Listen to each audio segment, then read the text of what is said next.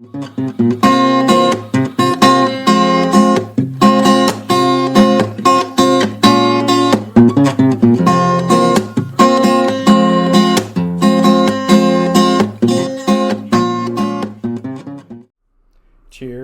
Cheers from Project Vagabond. In our last two episodes, we talked about our last two boats. The pros, the cons, the things that we did like, things we didn't like. But today's episode, we are going to look forward and we're going to talk about the 5 features that Kian would like to see in our future boat. And then we'll pivot to the 5 features that Lara Lynn would like to see in our future boat. We'll marry them all together and start our journey for our future looping boat together. Let's go.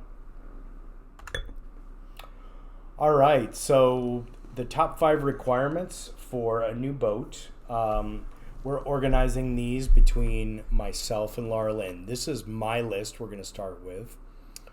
Number 1, and this is kind of something that came up in the last couple of months when we were looking for a loop boat. We're going to be on the boat for months at a time.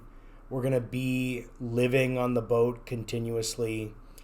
There needs to be kind of like a multi-purpose area. And kind of like the best thing that we found so far is what I'm just calling like a back porch area. It's a place where you can do things like you can work out, you can lay down mats and kind of have a workout session. You can just relax with a view if you want to. You can entertain, there's seating, or it's a place to keep the dog. And we have a fairly large German Shepherd, and we need a place for that large dog to be that's not in our space in the interior. So an example would be this. This is either a Carver or a Meridian. I forget which one, but you can see that it's an indoor-outdoor type of area. You can not only use this for entertaining, but you can also remove a lot of the things in the common area, and you can actually change this into a multi-purpose area. For working out, which is very important for us because we are going to be away from the gym for possibly months at a time, we need a way to work out on a regular basis. We need to keep active, and we need to be strong to handle a large boat. So, for instance, I think in an area like this, we could easily put some TRX straps up on the top rails.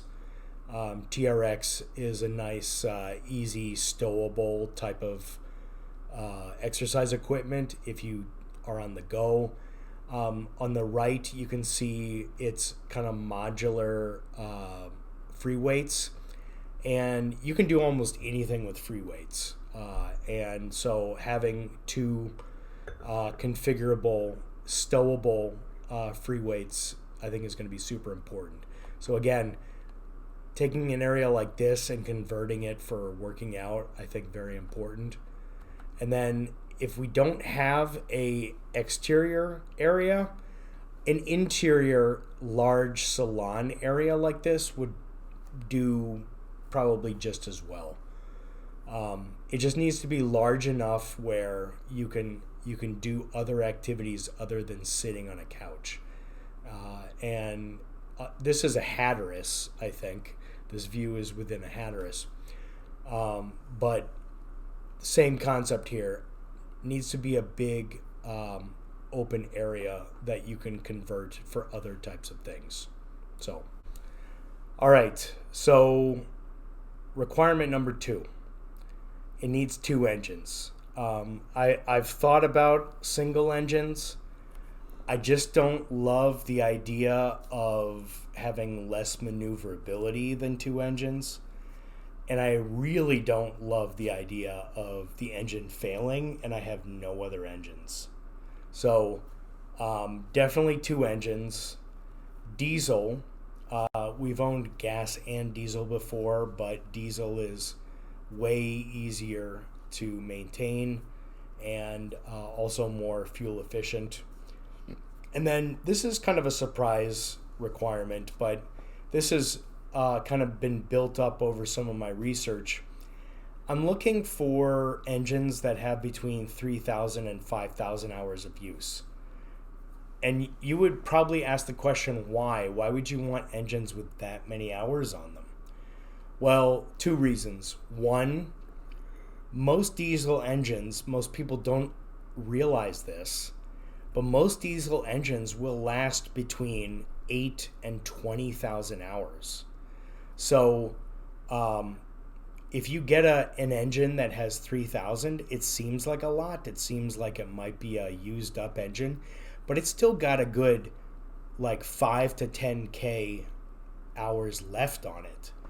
And the great thing about having that many hours is that somebody else has already paid for the depreciation. You don't have to pay for it. So for a 3 to 5,000 hour engine boat, you're going to see those boats are a lot cheaper than the 1,000 hour boats. And in my mind, it's just psychological. As long as the engine has been cared for, as long as it's had its oil changed, its fluids changed, it's been maintained, a 3,000 hour engine is at the beginning of its useful life. So that's kind of what I'm looking for as far as the sweet spot of depreciation and remaining life.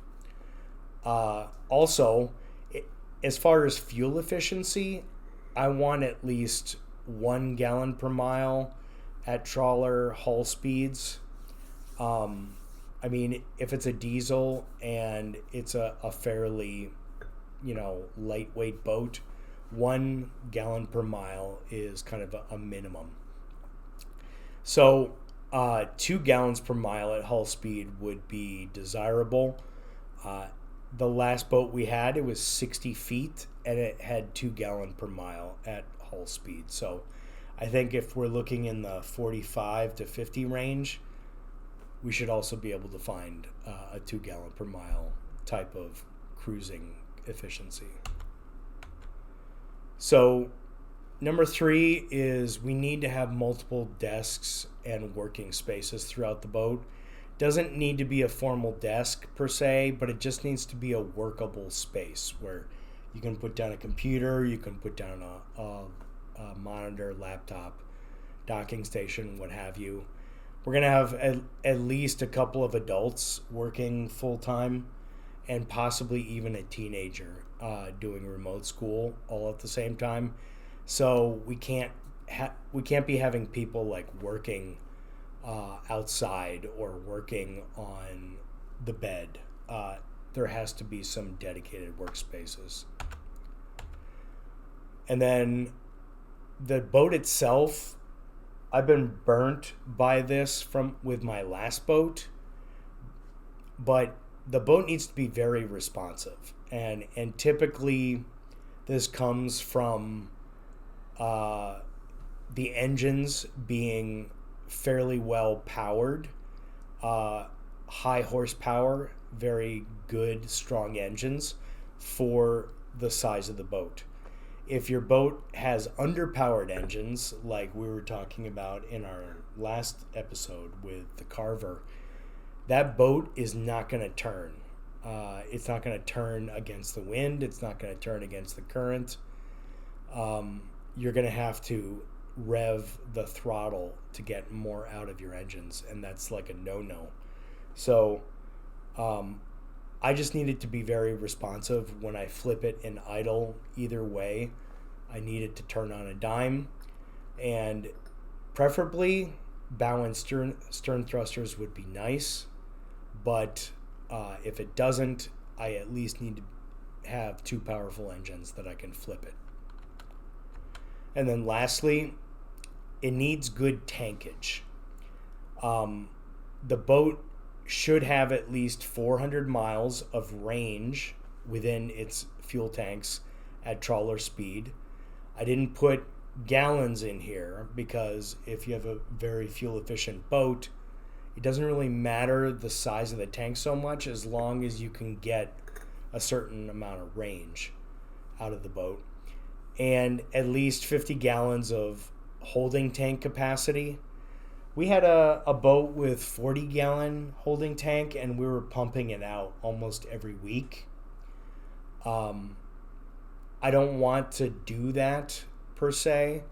I would like to pump it out at my convenience, and at least 50, possibly 60-gallon holding tank capacity would be optimal, where you could go a long stretch and not pump out with 2 people on. And then at least 200 gallons of fresh water capacity. This boat's not going to be for day trips. We're going to be traveling distances, so 200 gallons is a minimum. Those are the top 5 requirements that you have for our future boat. In the next episode, we will talk about my top 5 requirements for our future boat.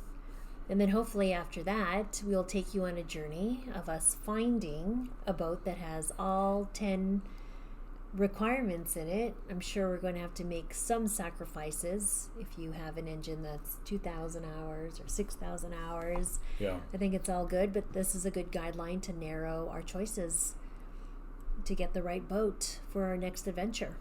That's right. Until next time, safe boating. Happy boating from Project Vagabond. Cheers. Cheers.